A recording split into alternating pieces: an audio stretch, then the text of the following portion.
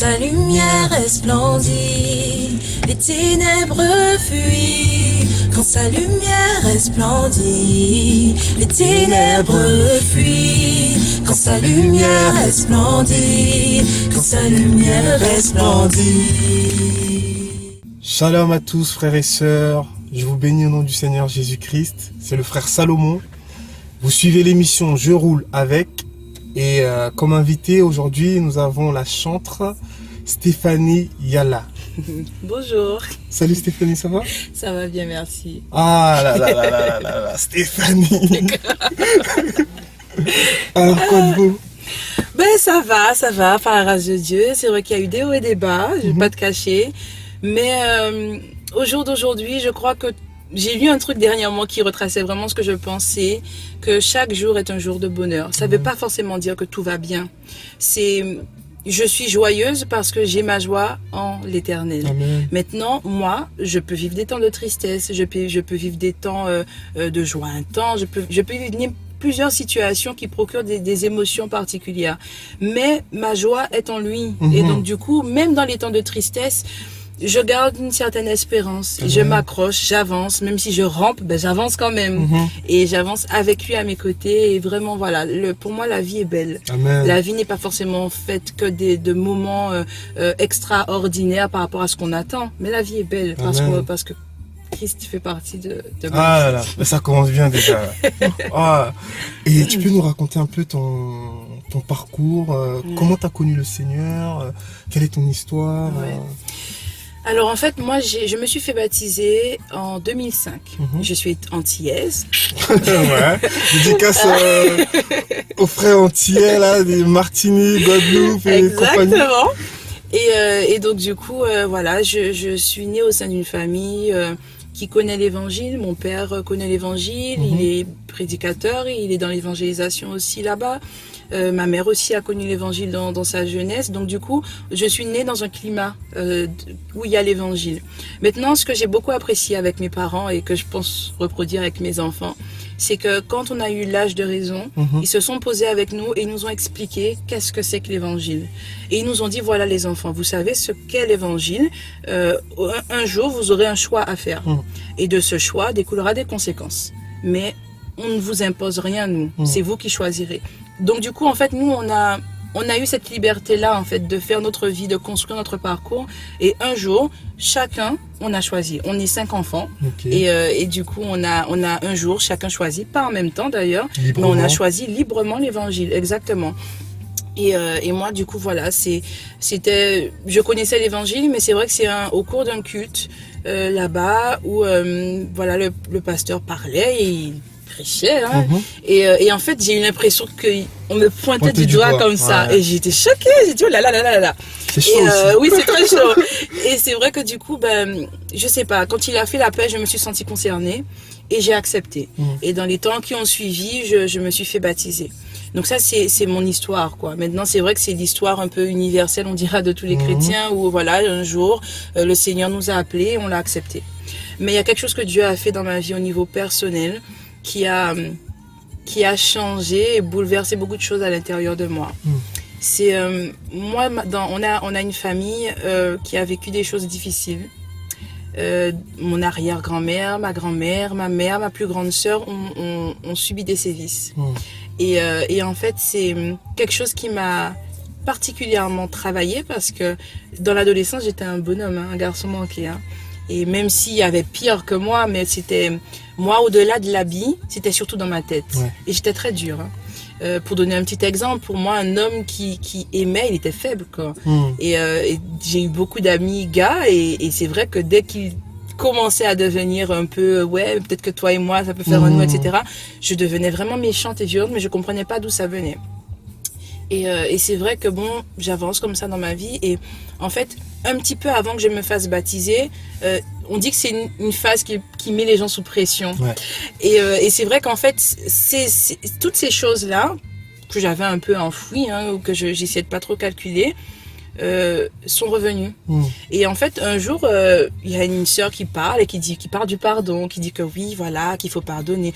Moi, je le regarde, je dis oui, mais bon, tout n'est pas pardonnable, on peut pas tout pardonner, quoi. Je veux dire, Voilà. Et là, elle me dit, oui, mais Nani, si Dieu avait raisonné comme ça, est-ce que tu penses que nous, on aurait pu avoir accès au salut? Et je lui dis, je réponds pas à sa question, je lui dis, écoute, moi, je pense que tout n'est pas pardonnable. Maintenant, voilà, on est en mode chacun son avis, voilà, quoi. Et du coup, je rentre à la maison avec les paroles de cette personne. Et c'est vrai que quand j'ai accepté Dieu, c'était du sérieux. Et j'ai toujours dit à Dieu que je l'aimais vraiment. Et que j'avais envie qu'il soit content, en fait. Et que s'il y a des choses que moi, j'arrive pas à faire, de m'aider à les faire parce que je veux que lui soit content. C'était ma priorité. Et c'est vrai que... Donc, je suis rentrée à la maison et j'ai dit, bon, voilà, ok, d'accord, je pardonne, etc. Et pour moi, j'avais pardonné. Mais je me suis rendu compte que c'était des paroles en l'air un peu. C'était pardon. Ouais. C'est ça. Exactement ça. Et du coup... je suis rentrée en réflexion quelques jours après quand je me suis rendu compte qu'il n'y avait pas de pardon parce qu'en fait le temps est passé et je sais pas, j'ai ressenti une pression particulière qui a fait que je sais pas si on peut appeler ça une petite dépression d'adolescent, je sais pas, mais c'était très particulier et en fait je me suis posée avec tout ça et j'ai dit au Seigneur, voilà, moi, j'y arrive pas. J'y arrive pas parce que pardonner pour moi, ça revient à cautionner. Et ça a été trop grave. C'est allé trop loin. Et je lui ai dit, mais Seigneur, je t'aime. Et c'est paradoxal parce que je veux le faire par amour pour toi, mais je n'y arrive pas. Et je lui ai dit, écoute, fais-le pour moi. Moi, je te donne l'autorisation de le faire pour moi. Et les choses se sont faites progressivement. Dans un seul et même instant, j'ai vécu plusieurs moments différents. D'abord, je suis passée de la haine à la pitié. De la pitié, je suis passée à la compassion.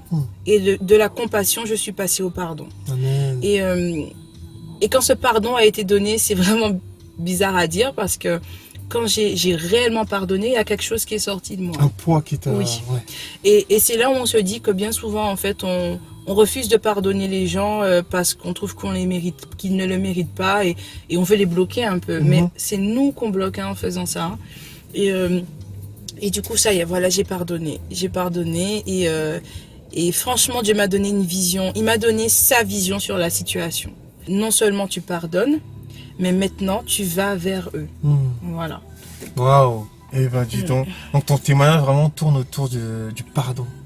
Ouais. Le Exactement. pardon, la guérison, tout ça. Et ben depuis que tu es entre guillemets né de nouveau, tu sers le Seigneur. C'est vrai que tu sers le Seigneur à travers les dons, notamment le chant. Oui. Tu écris, tu composes. Est-ce que tu peux nous parler un peu de cette œuvre que Dieu fait à travers tous ces dons-là? Oui, alors c'est vrai que j'ai mis du temps à accepter tout ça parce que j'ai commencé à écrire, j'étais jeune, hein, j'étais peut-être ado, quelque chose comme ça. Et c'est vrai qu'à l'époque, quand j'écrivais, je comprenais pas pourquoi j'écrivais et j'accordais pas de crédit à ce que j'écrivais. J'avais surtout le sentiment que c'était pas terrible en fait, hein, voilà. Mais je comprenais pas pourquoi j'écrivais quoi. Il fallait que des choses sortent. Tu avais des choses à partager, à dire. C'est ça. Mais à l'époque c'était très caché. Hein. Et quand je suis venue en France, d'ailleurs j'avais dit au Seigneur, ok, je pars, forme-moi, fais ce que tu veux. Mais je suis pas partie pour la musique. Il avait dit ça, je me souviens ça. Là, je m'en souviens très bien. Et du coup, une fois arrivé ici, il s'est passé plusieurs petites choses et c'est progressivement qui m'a fait comprendre que c'était important.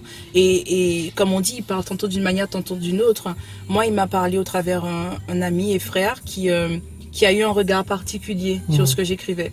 Et le regard qu'il a eu m'a fait comprendre qu'en fait, il y avait quelque chose en fait dedans et qu'il fallait peut-être creuser un petit peu.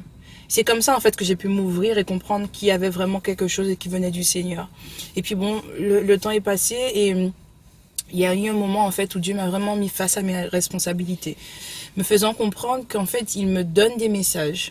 Il me donne des messages qui se font au travers de la musique. Mais ce que j'écris, c'est des choses qui sortent de lui.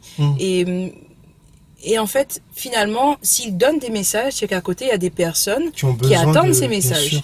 Parce que Dieu voit les gens 24 heures sur 24. Les besoins. Il entend les cris, il Ouais. entend les larmes, il entend les besoins, comme tu dis, il entend tout.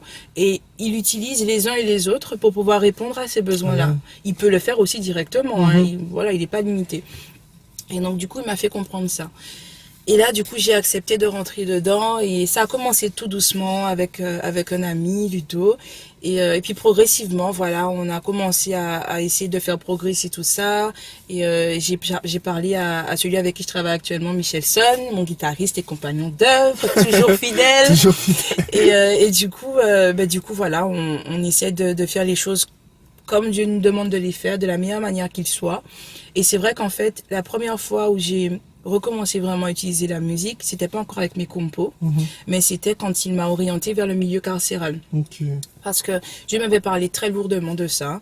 Et il y a eu un moment où je disais, mais Seigneur, voilà, moi tu me parles de ça, mais concrètement, je fais comment, voilà. Bien sûr. Et en fait, j'ai été conduite dans une association chrétienne d'action sociale, où après des discussions et autres, je me suis retrouvée au niveau du pôle prison avec une autre amie et sœur.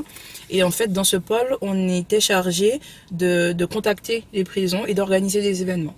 Donc ça se divisait en plusieurs temps. Il y avait le temps musical. Il y avait le temps de partage au travers un petit goûter selon les prisons qui autorisaient cela. Et puis, il y avait un temps d'échange et de partage avec les personnes après, quoi. C'est-à-dire que ceux et celles qui voulaient garder le contact après être sortis de prison, selon les peines, ils avaient la possibilité de rester en contact avec nous. Et pendant ce temps, il a aussi fait grandir la mission par rapport au milieu carcéral. Il y a eu un temps de pratique et il y a eu un temps qui se continue encore aujourd'hui, qui consiste à acquérir du bagage, de la connaissance. Moi, j'ai fait une licence en sciences humaines d'abord pour cette nécessité de comprendre le fonctionnement des individus. Et j'ai poursuivi avec un diplôme universitaire en criminologie. Et là, je reprends un master en criminologie. Le but est vraiment de pouvoir comprendre les rouages du passage à l'acte. Qu'est-ce qui s'est passé pour qu'on passe à l'acte? En tant que chrétienne, j'ai une vision des choses. Je sais que spirituellement, il s'est passé quelque chose. Mais qu'est-ce qui s'est passé avant que la porte ne s'ouvre? Parce que la porte ne s'est pas ouverte comme ça du jour au lendemain. Et du coup... je sais qu'il veut que je puisse acquérir cette connaissance-là parce que je pourrais équilibrer les deux et par la suite mettre en place ce qu'il veut que je mette en place. Moi, je sais, par exemple, j'ai une structure qui va devoir être mise en place pour les détenus et pour les personnes en souffrance de manière générale. C'est quelque chose qui est... Je sais que c'est lui qui a orienté ça comme ça. Voilà. Donc, du coup, là, on est dans le temps de la formation. Ça n'a pas été évident au début parce que je disais au Seigneur, mais oui, mais je fais rien maintenant pour les prisons, tout ça. Et puis. Dieu est en train de faire petit à petit, mettre en place. Voilà, c'est-à-dire qu'il y a, j'ai lu une citation qui disait que parfois on a envie de faire des choses pour lui, des grandes choses, mais pendant ce temps, lui, il façonne un caractère. Ce caractère sera nécessaire pour faire la chose. Exactement. Et la musique aussi, la musique sera utilisée pour la gloire de son nom au milieu carcéral. C'est d'ailleurs là vraiment que j'ai pu recommencer à l'utiliser. Il y a une période où j'étais beaucoup plus à l'aise quand j'allais en prison que quand je me retrouvais avec des frères et sœurs. Hein. C'est incroyable. Donc c'est vrai que vraiment, voilà ça. Et juste un petit point par rapport à la nécessité que Dieu guérisse nos blessures avant de commencer un ministère ou commencer quoi que ce soit. Il a une image complète des choses, et de nous dans les temps qui passent. Il sait toutes choses. Et c'est pourquoi il nous conduit selon comme il veut nous conduire, parce qu'au final, il sait que on va devoir changer, évoluer, mûrir, comprendre des choses. Et l'état dans lequel on va être une bénédiction, une richesse pour les uns et les autres qu'on va rencontrer après. Waouh! Voilà. Et tu as sorti un maxi single. Ouais. Qui s'appelle Les ténèbres fuient. Oui. Ah oui, on en a besoin. Que les ténèbres dégagent un peu de notre horizon.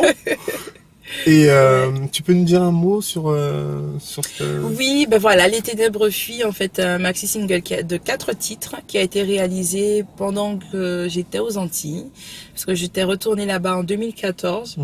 Le but était de me refaire une santé morale, physique, spirituelle, tout. J'étais vraiment fatiguée et en fait, Dieu m'a permis de rentrer chez moi là-bas après plusieurs années. Et en fait, du coup, j'ai fait la connaissance de personnes extraordinaires, dont Georges Elliott, que j'aime énormément, avec Vanessa et toute leur famille, et d'une petite communauté chrétienne, le CEG, là-bas. Et en fait, on a aussi eu l'occasion d'intervenir. Mon père, en fait, qui est là-bas, il a une association aussi chrétienne d'action sociale qu'il utilise pour l'évangélisation, qui s'appelle Amical Tous Ensemble. Et en fait, chaque année, il organise un tournoi de foot qu'il clôture par un temps de gospel, un temps de concert et de débat, etc. Et du coup, on a intervenu à ce moment-là. Il y a eu encore un autre événement là-bas qui s'appelle Femme debout en créole, qui veut dire femme debout. Et du coup, j'ai intervenu aussi à ce moment-là. Et en fait, on a vu qu'il y avait vraiment une demande. Donc, Georges me disait, voilà, ce serait vraiment bien de pouvoir sortir quelque chose pour voilà. les frères. D'où les ténèbres fuient. Exactement, Gloire à voilà. Dieu. Waouh, quelle belle histoire, quel beau témoignage, quel parcours vraiment atypique. Oui. Et est-ce que tu as un mot pour la fin de l'émission que tu veux partager, que tu veux... Oui. J'aimerais finir avec un message qui sera dans un chant. Alors, je sais qu'au départ, je pensais prendre un chant, mais ça a changé. Okay. Je suis désolée. Tu te laisses conduire. Je suis désolée. En fait, c'est un chant très simple qui dit « Non, tu n'es pas abandonné. Reviens seulement à ses pieds. » Non, tu n'es pas abandonné. Reviens seulement à ses pieds. Tu es déstabilisé. Il faut tout recommencer. Tu voulais compter sur toi. Tu voulais tout faire par toi. Mais sans Jésus, tu n'es rien. Viens, il te relèvera. Confie-toi en l'Éternel, celui qui voit et te connaît. Remets tout entre ses mains, ta vie, tes choix, tes projets. Laisse-le agir en toi, comme il a agi en moi. Celui qui t'a tant aimé peut tout changer. Viens, même si ton cœur est brisé et même si ta vie semble brisée, viens au pied de celui qui ne va pas te délaisser. Il était mort sur ce bois, mais il est ressuscité. Choisis sa main par la foi, tout va changer. Amen. Waouh. Soyez bénis. Soyez bénis. Ouais. Nous arrivons à la fin de notre émission. Merci pour votre fidélité et nous vous bénissons au nom du Seigneur Jésus. Amen. Amen.